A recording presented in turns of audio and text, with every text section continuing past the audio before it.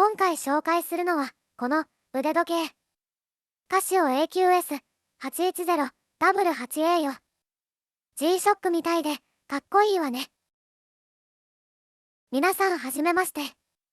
カシオ腕時計マニアックス広報担当の浅西真央です。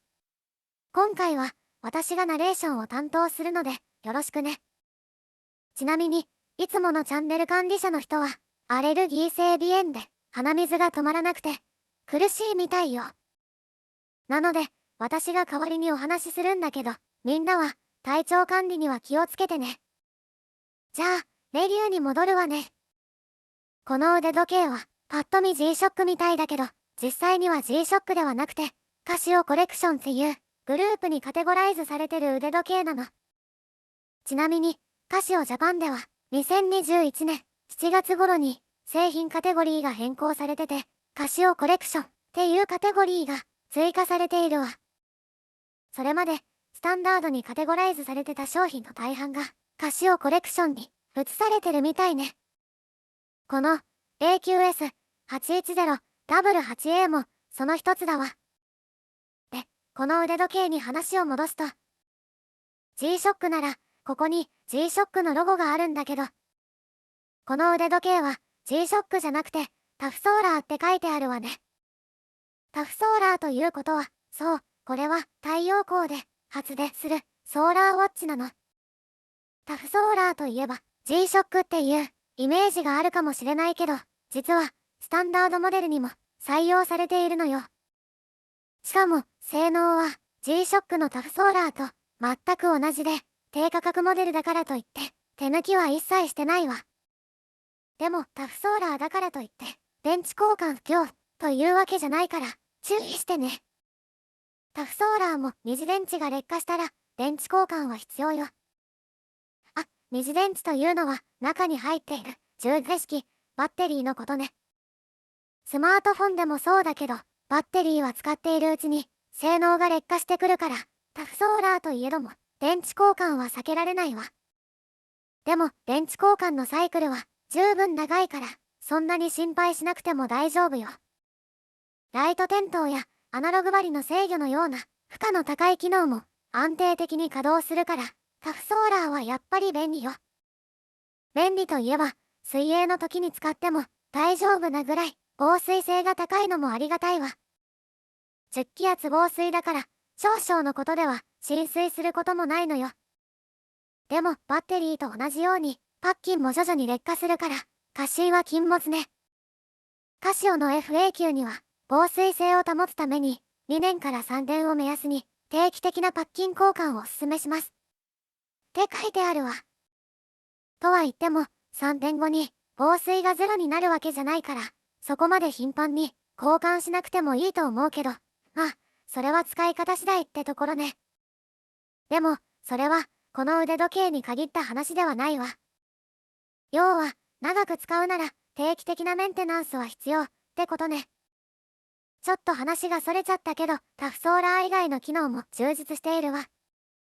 ストップウォッチはもちろん、ワールドタイムやアラーム、そしてカウントダウンタイマーもついてるのよ。特にすごいのがカウントダウンタイマーで、ポモドーロテクニックを実践するための腕時計と言ってもいいぐらい凝った仕様になってるわ。ポモドーロテクニックというのは生産性を向上させるための時間管理術のことね。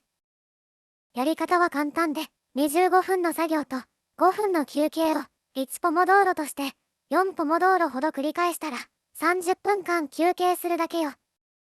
これを繰り返していくことで最大級の生産性を生み出すことができるっていうのがポモドーロテクニックなの。で、ポモドーロテクニックを実践するにはタイマーが少なくとも2つ必要になるんだけど、この腕時計にはタイマーが2つついているから、これ1つで実践できるわ。タイマー1を25分に、タイマー2を5分にセットして、繰り返す回数を4にしたら、スタートボタンを押すだけよ。時間が来たら、音で知らせてくれるから、そのタイミングで休憩したりすればいいわ。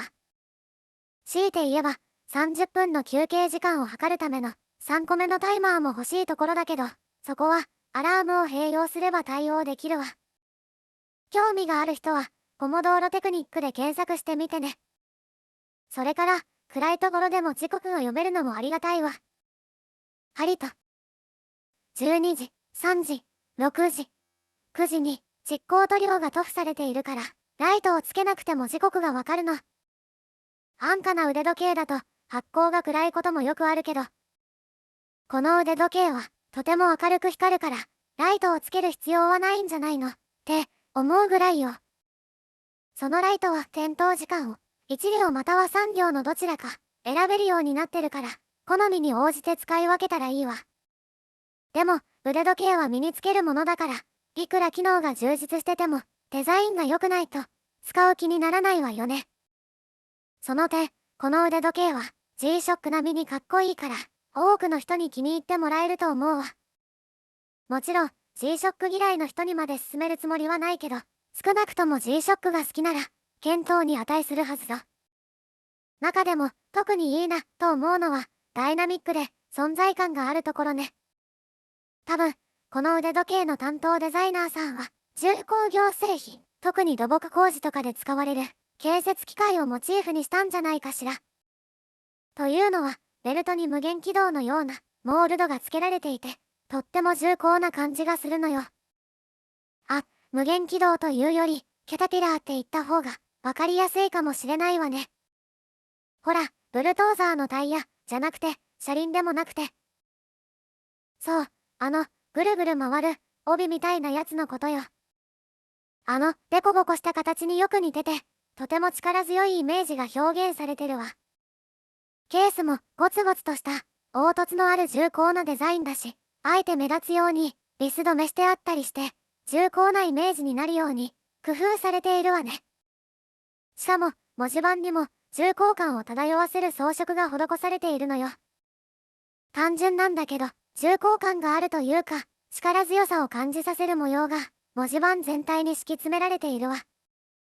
実はこの模様は工事現場でよく使われているチェッカープレートっていう鉄板にも入っているの。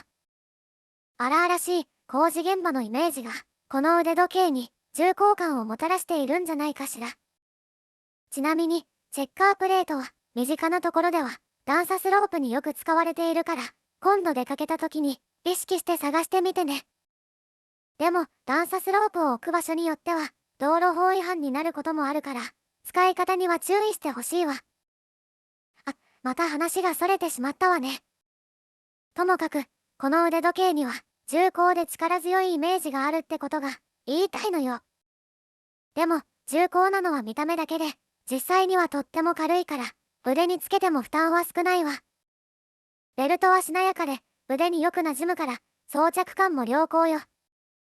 動画で見るとちょっと大きめに感じるかもしれないけど、そこまで大きくないから腕時計だけが浮いて見えることもなさそうね。手首周りが17センチメートルの人がつけるとこんな感じよ。力感あふれるイメージでかっこいいわね。渋みの効いたダークグリーンの色味も素敵ね。ブラックほど沈み込んだ感じでもないし、明るすぎて浮ついた感じでもないところがとってもかっこいいわ。この色彩は正確に言うならオリーブドラブが一番近い色かしら。タミヤカラーなら XF62 ね。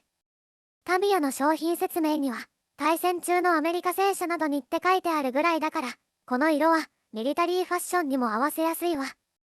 ワンポイントで彩色してあるくすみオレンジも差し色として効果的ね。同系色でまとめるのもいいけど、アクセントカラーを一つ加えるとぐっと引き締まってさらにいい感じになるわ。この腕時計をつければ自動的に差し色が入るから、ファッションアイテムとしても活躍してくれそうね。あ、そういえばアナログ針の基準位置調整機能を説明するのを忘れてたわ。もし時計をどこかにぶつけたりして針がずれてしまった時は次の手順で調整できるから覚えておいてね。まず左上ボタンを約5秒間押し続けます。